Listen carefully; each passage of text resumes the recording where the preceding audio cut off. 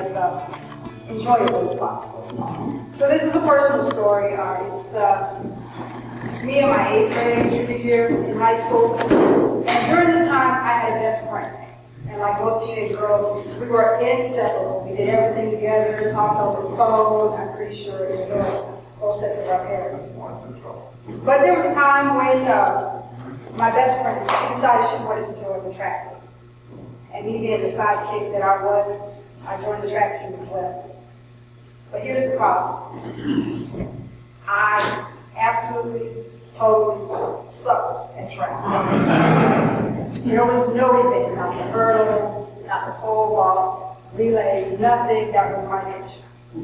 Now, as adults, as grandparents, parents, aunts, and uncles, we've all been subjected at some point in our life to go to these little league, pee wee games, and you're sitting in the bleachers, and there's always some points in the game where the coach puts out that one kid, right? That one kid. And you're like, really, coach? Now? That one? That was me. I was horrible. Now, after about 2 weeks of suffering with this track thing, a very kind man, kind soul, the track team coach, he came to me and said, Lana, you know, I've got this problem. I'm wondering if maybe you can help me out.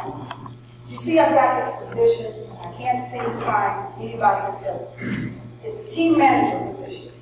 Would you take it for me? Could you help me out? Now, by this time, I'm kind of realizing that this track thing is not for me. And here it is, the coach is giving me an out. An opportunity to save face, an opportunity to still be a part of the track team, but I don't have to do those hurdles. So, I jump at the opportunity. Not only do I jump at the opportunity, but I hit my heart. And here's what happens. I proceeded to become the very best team manager that track team had ever had. Stats were always in order and available, paperwork was filed. Whenever it was time for us to go to an away meet, the equipment was ready and available to go on the bus. I became the right-hand person to the coach, right-hand person to the athlete. I wasn't happy to do those hurdles. You know, I was terrible at that, but I was still part of the track team. Now, that track team went on to become one of the better track teams in the region, allowing athletes to set records that were unbreakable for many years. Without my contribution to the team, as team manager, the coach couldn't focus on what he needed to do for the team, which was groom and mold athletes. Without my contribution to the team, the athletes couldn't focus on what they were supposed to do for the team, which was perform at their optimal best. Now, this concludes my embarrassing teenage story. We all have a personal part of my life that I probably want to keep under wraps. But it brings up 3 topics that I want to leave with you guys today. And the first one is, I need you to understand, as Rotary Club members, each individual's contribution to this club, to this team, is different than every other member's contribution. Now, this is the Rotary Club, and one of the things that one of your missions, one of your goals, is to bring change in our communities and the world beyond. And to do this, you guys have all assembled yourself together as a Rotary Club, as a team of various individuals, but a team nonetheless. And somewhere in this Rotary Club, there's an individual we like to call president. And quite naturally, we have certain expectations. You know, we feel we should have certain personality traits and qualities that a president should have, right? Yeah, right, sure. And somewhere in this Rotary Club, there's an individual we like to call a treasurer. Somewhere, there's a treasurer. And quite naturally, there are certain personality traits, qualities. What is the main thing we expect the treasurer to be good at? Right. All right. Now, somewhere on this Rotary Club team, there exists this individual, maybe 2 of these individuals, and they're in every team or club. And I like to do comments about demonstration. I find that works for me better. But you guys might know this person as the, okay, everybody, don't forget, we're meeting in the parking lot at 6 o'clock. Or you might know these people, everybody get together, we're going to take a picture for Facebook. Or you might even know these people as I am going to make my apple pie for next week's meeting because everybody loves my apple pie. Or some variation of these people. I fondly like to call these people the team cheerleaders. Who, right? They might not have the skill set or the desire to be the president. They might not have the skill set or desire to be the treasurer. But what they bring to the table, to the Rotary Club, to the team, is just as valuable. Because here's what happens. This task, this goal that we had in the Rotary Club to bring about change in our community and the world beyond. Let's face it, it can get a little daunting. It's easy for us to get disillusioned. We kind of lose our momentum and enthusiasm about the process. And here's the team cheerleader, who, with their energy and their motivation to kind of keep pushing us along and keep us on task. Now, like I said, it might not be that your individual contribution to the Rotary Club, to this team, is president or treasurer, but that does not mean that any individual member's contribution to this team does not have value. Now this brings me to my second point that I'd like to make today, and that is that I need you to recognize what it is that you do have of value, that you can bring to this team.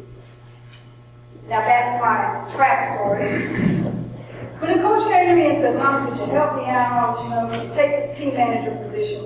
At that particular point, I had an option.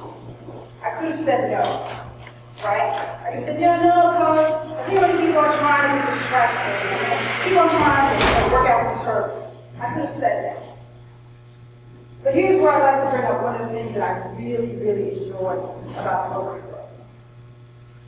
One of the questions that you got to all ask yourself, is it beneficial to all concerned? If I had stayed on the track team and tried to get it over, would it have been beneficial to myself and to my team? No. My poor performance would most likely have gone down my own morale, and for sure, my poor performance would have hindered the team's progress. It was more beneficial to all concerned if I stepped into my role as team manager and made my contribution to the team that way. Now this is North Carolina, right? And North Carolina is ever so fond of basketball, right? Yeah. And basketball, we have a team, right? You have a team, you have center, your forwards, and your guards. And there's an expectation level when those players hit that court that each and every player play their position.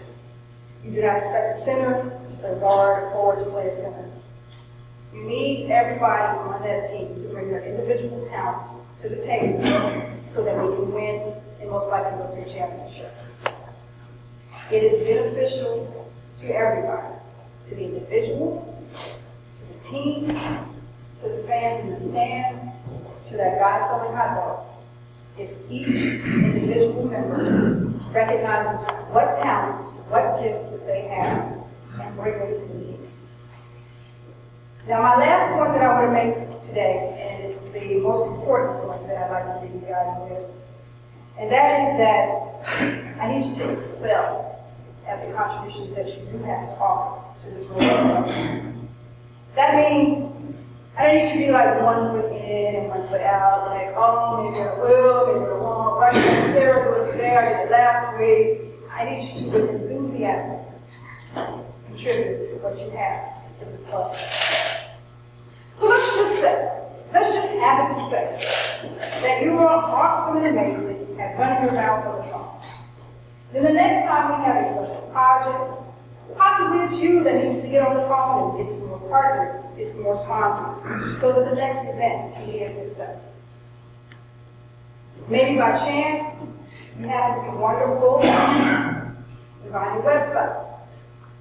Wouldn't it be in the best interest of the Rotary Club if it was you that updated and maintained your website?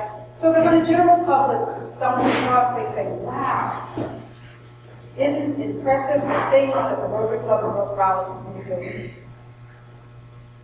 Now let's just throw it out there. Your talent that you bring to the team is that you are hands down, without a shadow of a doubt, the very best apple pie maker that Robin has ever seen. Let's just say. Then I need you to do that with such enthusiasm. Because here's what happens. If people come to a meeting, a function, an event, just for your apple pie, it gives your president, your treasurer, the other members of the club an opportunity, while people are present in the room, to maybe get some more members, get some volunteers for the next event, get some momentum as we move forward. And who knows, there might come a time when you look around the room and say, if it had not been for my apple pie, where would the Rotary Club have probably be? So that's all that I have for you today. I hope I did this quick because I was told that we have to get out of here. But that's all I have for you today. These are the 3 takeaways, 3 challenges that I'd like to leave you guys with as Rotary Club. The first one is, I need you to understand as individual members, the talents, the gifts, the contributions that you have to bring to this Rotary Club, to this team, are very valuable. 2, I need you to recognize what it is that you do have to offer, that you can bring to the table. And finally, once you realize all of that, I need you to excel at what you can bring to the Rotary Club. It is in this manner that we can achieve our goal of bringing change into our communities and the world around. That is all that I have for you guys today. I hope you enjoyed my company as much as I've enjoyed meeting quite a few of you. Once again, my name is Lana Reid. Question. Why don't you tell us a little bit about your radio show? Oh. What that's all about? Okay, sure. I do have time? You got time. Oh, you know, I'm just giving you the whole thing. My show is called Don't Box Me In. It's a syndicated radio show. I don't think it's airing anywhere in the North Carolina market, but you can catch it on the internet. Don't Box Me In. It's an inspirational, motivational show. I talk to individuals who have went through some sort of challenge in life, had some struggles, and they have come out of it on the other end. And it gives my audience an opportunity to say, you know what, I thought I had it work. I thought what I was going through was miserable, but clearly if this person got through it, I have no excuse to get up and keep trying. So I've talked to cancer survivors, people who have had some loss of their homes to the recession, the foreclosure crisis that we've had. I've talked to a gamut of individuals, and it's a very inspiring process. And it's an hour. I take it live on Wednesdays, and it airs in different markets. As far as Bermuda, as a matter of fact, there's Rotary in Bermuda, right? Yeah, I think so, right? You guys are like all over this. It's a good time. It's really for a year and a half. I think I based out of Los Angeles. Came out here to see that lady right there. That's my mom. Yeah, she's got on anybody's nerves too bad out here. And we have more time for it. Maybe anybody has any questions for Wayne? This mic thing I was kind of like, oh, there it is. Okay. Well, thank you.